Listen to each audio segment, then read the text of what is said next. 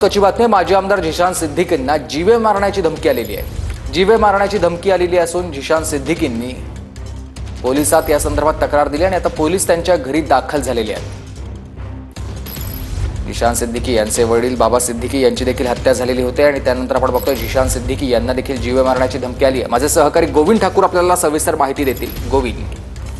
हो, आज राष्ट्रवादी काँग्रेस पार्टीचे नेते बाबा सिद्दीकी यांच्या हत्येनंतर आता त्यांच्या मुलगा झिशान सिद्दीकीला जीव मारण्याची धमकी आली आहेत आणि झिशान सिद्दीकीला जीव मारण्याची धमकी आज संध्याकाळी आलं होतं। मेलद्वारे धमकी पाठवली आहेत। मिळालेल्या माहितीनुसार डी कंपनीच्या नावाने ही धमकी झिशानला दिली गेली आहेत आणि धमकी मिळाल्यानंतर आता पोलिसांचे पथक सध्या झिशानच्या घरी दाखल झाले आहेत। झिशानच्या व्यान नोंदवण्यासाठी त्यांच्या घरी आता पोलिसांचे एक पथक त्यांच्या घरी दाखल झाले आहेत आणि बाबा सिद्दीकीच्या हत्येनंतर हा आता झिशान सिद्दीकीला टार्गेट करण्याचा प्रयत्न सध्या सुरू आहे आणि त्यांना नक्कीच धन्यवाद तुम्ही दिलेल्या सविस्तर माहितीसाठी।